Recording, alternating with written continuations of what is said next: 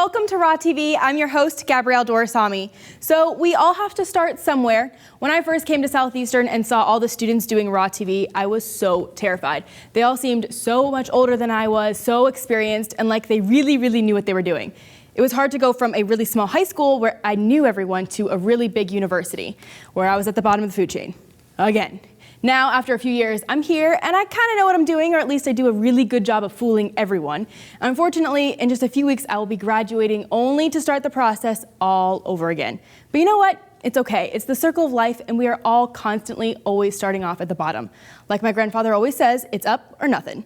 Today, we're talking about exactly that, how we can move up the ladder and excel both professionally and personally. So now that I've shared with you a little bit of the beginnings of my life goals, let's hear from Brittany Duffy with Word on the Street. Thanks, Gabby. Well, I'm here at Southeastern University where the theme is always excellence. I'm going onto the street to see what life goals students are making. So what current goals do you have for your life? Right now it's going to be trying to finish up my master's degree here studying that, and maybe go into television and broadcasting down the line and announcing in professional sports. I would like to eventually be a worship leader. For right now, I just want to focus on the music aspect of that. A couple goals I have, obviously, is to finish college and get my degree, maybe pursue a master's degree, and ultimately raise a family under a Christian home. Love Jesus and survive. I'm currently working on losing 45 pounds. I'm down 5 already. To graduate college, which I'll be doing this May. Even though students at Southeastern are in the same place in life, each person has individual goals that they are reaching for. What are some of your goals?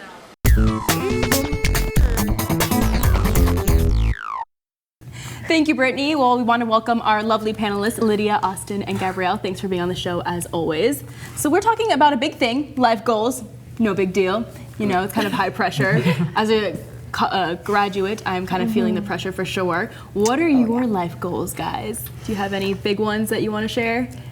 Get my degree. Get your degree. Wake up, survive tomorrow, and go back to bed. First life goal on the checklist. Okay, you want to graduate, Austin? I just want to have a successful career with a good family, and I'm not asking to be rich, but I don't want to be in debt. That's true. I think that's the same for all of us. Yeah. We don't want to have all those student loans pile up on us. Yeah. What about you? I think for me, it's just traveling.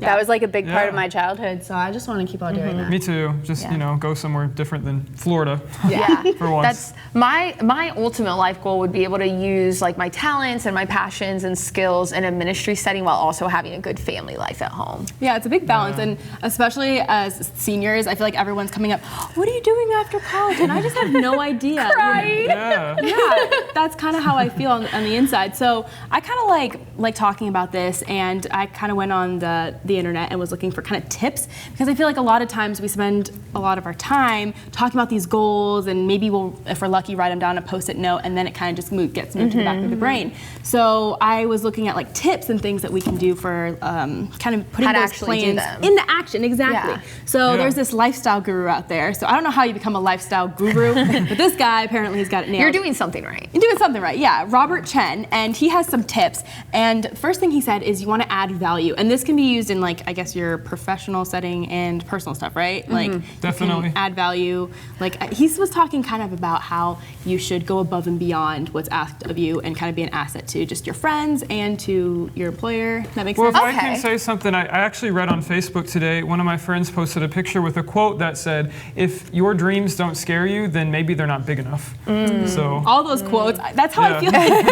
You know what's funny though? A lot of the times the people posting the quotes are the people that you're like, I'm posting like kind of question on Instagram, like if I want to start working out, I'll like follow all these like really inspirational things. Yeah. And I'll be like, yes, I should definitely, but never do them. Another thing was follow your passion. Yeah. So, I mean, how important it is to you guys to like follow what you really want to do versus the money or something? So important. Like I was raised by hippies, and they were just always like, I was raised by hippies. I was like, you've met my mother. She's a hippie. She has tortoises and her own eggs every morning.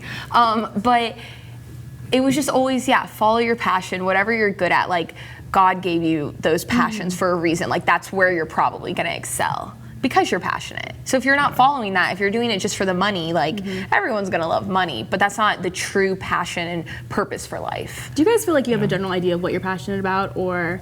Yeah. I think so. I think whatever, like, I feel lost sometimes, honestly, because I have a lot of passion. So, it's like, what am I going to do with my life? I love all the things all the time. I like a lot of stuff, so.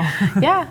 So you like everything. Okay, so be passionate and be extraordinary. So I was reading this, I was like, how do you tell someone to be extraordinary? Like, how, to you guys, if I was to tell you, be extraordinary, what comes to mind? I think just quality. Be the best that you can. Don't settle for less than your best and who you are. Absolutely. I think that. Yeah. I think it's just aiming high. I feel like a lot of being extraordinary has to do with self-motivation. It's not like someone can go up to you and be like, be extraordinary. You have to like do it right now.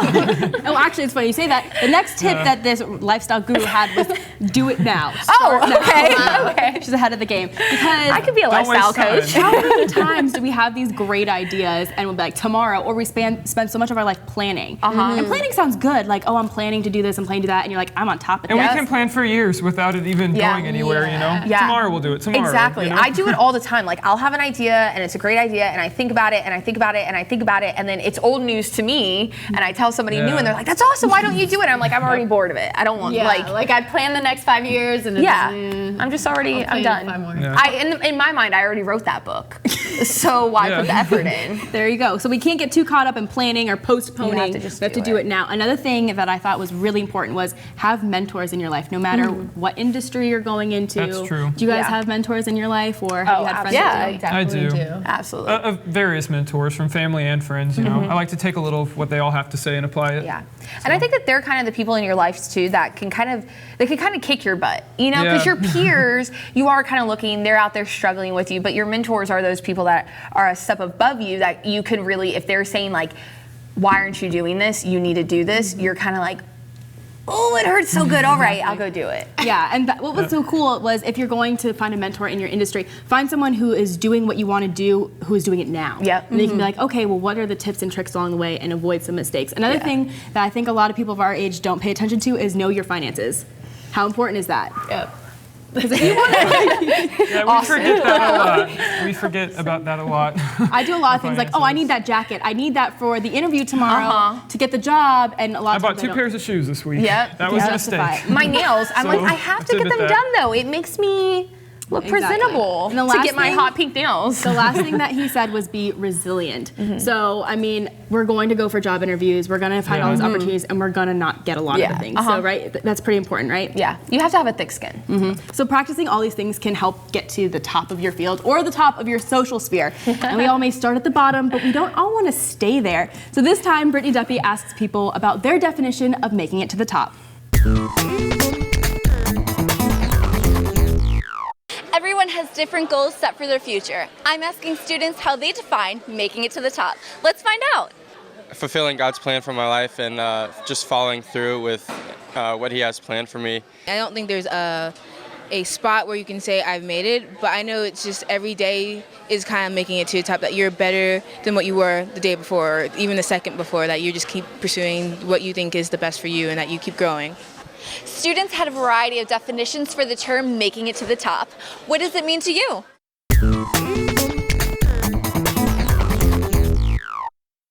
Thank you, Brittany. So for this episode, we did something a little different for you all. Rather than hear us talk about how we can get to the top, we thought it would be beneficial to hear from some people who have already made it there.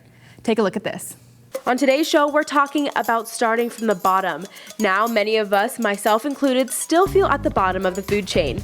Luckily, Raw TV was able to approach a dynamic duo that has dominated the field of television broadcast. Energetic hosts of the nationally syndicated television show Daytime, Jerry Penacoli and Cindy Edwards are a long way from the bottom and only continuing to rise to the top.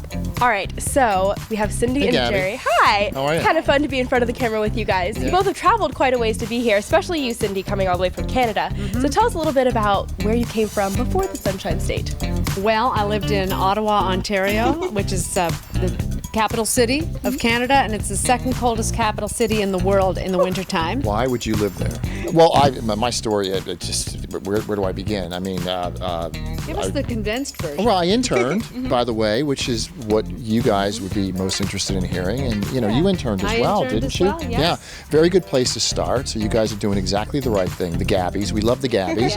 And so I interned at NBC in New York. I was very lucky. I was going to school in Connecticut. Peanuts here. No, I start at the top. What can I say? When I came here, part of the deal was I would be reducing my full-time duties with Extra to part-time so that I can be closer to my family and do this show. But the deal is that we air all of the interviews I do either on this show, if they want, because we did a Richie Sambora interview here, which Extra took, and then all of my interviews with Extra we usually take here. So just interviewed Bradley Cooper and Jennifer Lawrence. And that's not common in this industry, is it? No. So you really have an awesome deal. Yeah, it's a really sweet deal. How did you both realize that this is what you wanted to do with your life? Was there a special moment, or you saw someone in action? They wouldn't take me in the priesthood, so I had. So naturally.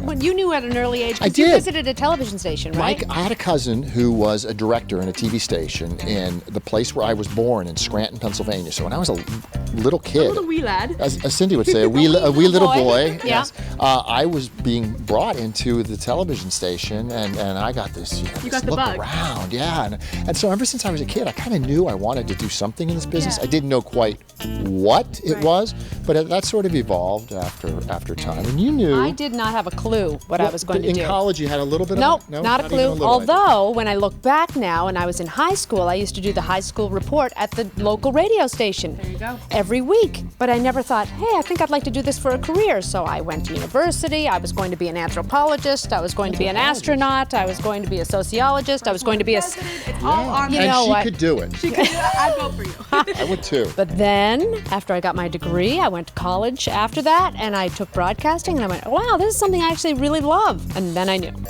How important is it to pick a degree or a major that you think is best suited for you? Well, I didn't pick anything that was suited for me at first, but I'm glad I have that background. And then, of course, you've got to get the fundamentals, but you really learn on the job.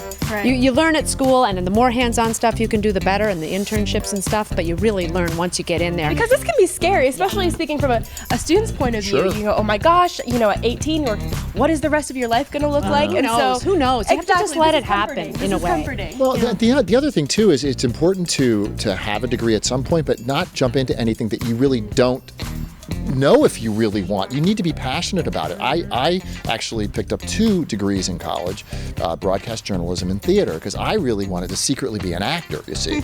But my parents said, You never know it. over our dead bodies. And so, but I ended up getting into acting, midlife, which, has proven to be a lot of fun for me as well, in addition to doing this. So the point is, though, don't rush into picking a degree for the sake of picking a degree. Really know yourself and know where your strengths are, and do the internships and get the hands-on and get a job. ability. If somebody offers you a job in a tiny little town, take it. You've got to get the experience. My first job in television was not on camera. Got to start Just somewhere. had to keep working my way up. Absolutely. My first job was on camera. Of course it was. Push the guy out. We never heard from the first guy before. And here he is. No, but it goes to show, this is a long time ago too, but it goes to show you, if you go small enough, out of town, wherever, you can really just work your way up. I was a news anchor. My first on-air job was as a news anchor, producer, shooter, editor. Yeah, doing it all. Totally.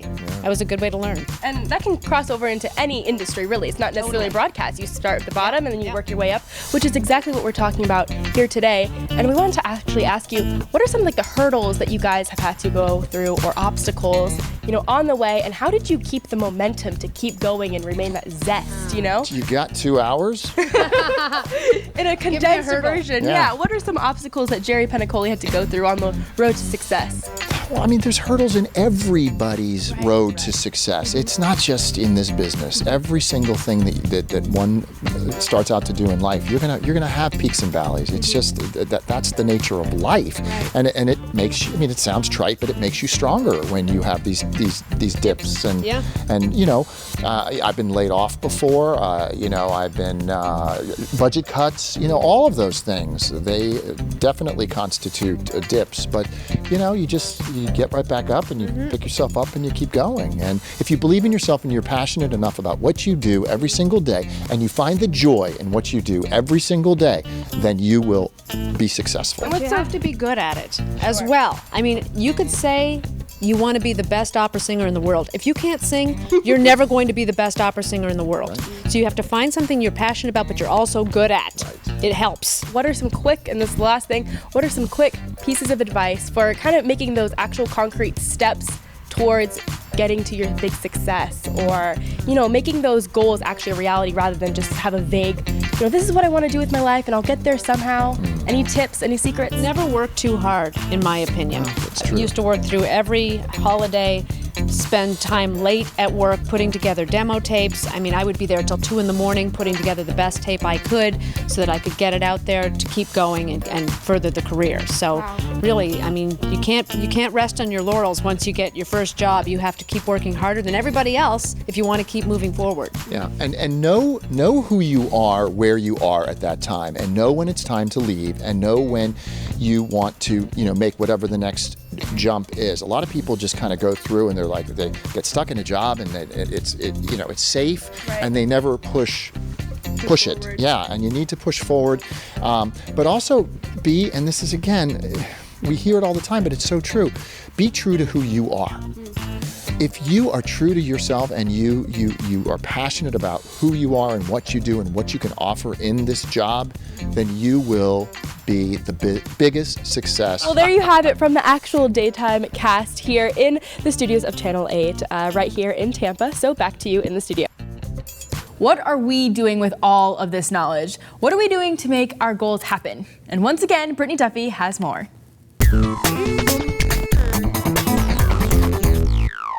Every goal has its journey. Some are easy and some are hard. I'm asking students what actions they have taken to reach their goals. I'm in college, so that's kind of my way of striving to be better. Well, just staying in God's Word and pursuing Him and just growing in my relationship daily with Him, ultimately I feel will get me to the top and reach my goals that I've set for myself. Each student described their personal journey to their goal. I'm Brittany Duffy with the Word on the Street. Back to you in the studio.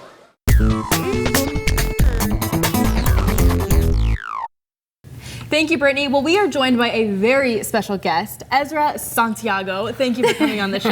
Thank you for inviting me. He's very excited. He's like, I don't know about the cameras. I hate them. I actually hate them. He's doing a great job. So you're here at Southeastern. How did you first arrive at Southeastern? What brought you here? Well, actually, I was a transfer student. Okay. I did my AA degree at Santa Fe College, and then I transferred. So when I came here, didn't know anyone. You were starting at the bottom. At the bottom, my friend. There you go. What was your major? I did international business. That's one of those majors where you tell people and they're like, wow. That's like, impressive. Pre-med. You tell them communications, no lie. Someone told me, so you don't have to do math, right? Yeah. Yes. Not just communication, general communication. Like, I'm not even specializing. So you came here, you transferred. Right. I was a transfer student as well. And how did you get involved? I mean, you're very involved to this point, but you've been here for several years now, right? That's right. Well, actually, I came here, I got here, I didn't know anyone. I felt like this awkward kid in the shadows. That's what for you did. over a year, I was trying to figure out, how should I be connected, with who, and I was at the bottom. I was at the bottom. And then eventually I started Ola, and I started working with the Hispanic community, but it was like that. And the rest is history. Yeah, history. So, Ola, tell me a little bit about that. Now, it's Hour of Latin Awakening. And Ola is what it's known here on campus. And for those of you who don't know, on campus here, it's huge. Ola is when you have events, I mean, it's packed out. It's the biggest it's ever been now, right? Mm-hmm. Yeah, it is. So is that cool for you? I mean, how does that feel? Well, it feels awesome. It feels amazing. I bet. Like one thing is that when I started Ola, I really wanted, probably the thing that I wanted to do was working with freshmen, like be part of FYE. Get them at the bottom. And Did you relate to them? Yeah, I can. Yeah, I like just working with younger, younger people. But then I said, like, what can I do that will be unique, And instead of just working with, FYE or DSF or any other department, during that summer I was trying to figure out, what was a real need at Southeastern The University. summer of after you graduated? Or? No, that was actually the first summer that I got here. Oh, so you started immediately. Yeah, wow. so after a year, that first year I didn't do anything, and I'm like, I want to get plugged, I need to do something, and then I said, there's nothing for the Hispanic community, so what about starting Ola, and that's basically how we started. That's cool because so many of us want to get plugged in and want to get involved, and we don't know how to do it. But what people forget is you just have to be proactive about it. So rather than join the cool club, make the cool club. Well, that's what I think is so cool too, because Start it. you didn't just start something new, you started something that would bring even more diversity to encourage more people to do like-minded things, of starting, And I think something really important when you are at the bottom and you want to make a way, not just for yourself, but for other people as well. The very first thing that you need to do is just target a real need. So many people have cool ideas, awesome, but is that really needed? Was there a need? I mean, there's a lot of Latin community here on campus now, but was there a couple years ago? Well, there was a lot of people. They were all scattered, so I'll say yes. There was a need, and more than just having an Hispanic community, I think that for us is many of us we come from countries, like Puerto Rico. In my case, it's not a country; it's a Commonwealth. It's a weird political situation. But then you have people coming from Colombia, Peru, and they don't have family. It's so hard for them. English is their second language, and they just feel awkward. And I felt that something, was, we needed to do something for them. They needed to feel like family. I'm not here at Southeastern. I'm gonna die. We have people like you, my friend, that say hola, doing well.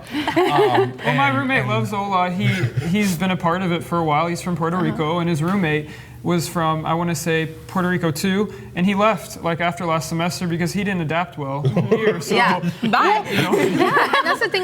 Me myself, I come from a very Hispanic part of Tampa, town and country, and my niece is Puerto Rican, so it's very I am not myself, Latina, but I've that's what I've grown up around, a culture. So even coming to Southeastern, I even felt a little bit of where is this on campus? Where's some diversity? And so walking down El Prado and hearing bachata and all this stuff, I was like, hey! So it's it's cool to open up. You really saw a need and you filled the need. Yeah. When you came here, did you ever feel that you were at any type of a setback or disadvantage because you didn't have that? Of course. When I came here, my English was so crappy. I felt I didn't know anyone, and everyone is in community. So I didn't come as a freshman. I was a transfer. So I'm it's rough. It's rough. Yeah, it's rough for me. It was oh my God, this is really bad.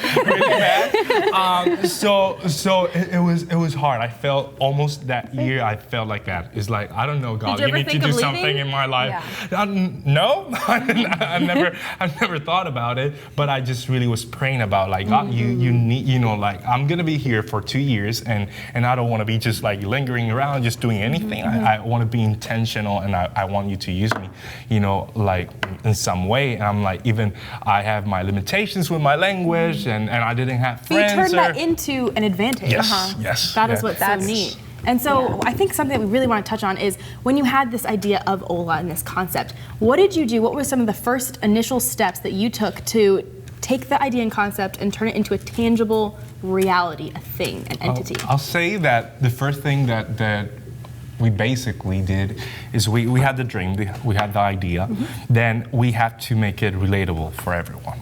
In order for that vision, that dream to be tangible, people have to feel part of it. So basically, the first season of Ola was just sharing that vision with everyone. And you're Hispanic, you're welcome. You're Asian, you're welcome. You're green, you're welcome. And it's creating this family. I wanted everyone to feel part of Ola, despite their heritage, despite their their culture. Just so Ola is more than just the Hispanic culture. Ola is more of it's a culture in its own right. Yes, you know? and there's a lot of people this year is like, I'm not Hispanic, I cannot be part of Ola. And we're like, no, come on, just chilling. It's like a revolution on campus, basically. I just feel like so happy in the sense that even now, like there's a lot of people like Afro-Americans that are starting the same thing that we just did with Ola, and other people are like, wow, It's only been 3 years, right?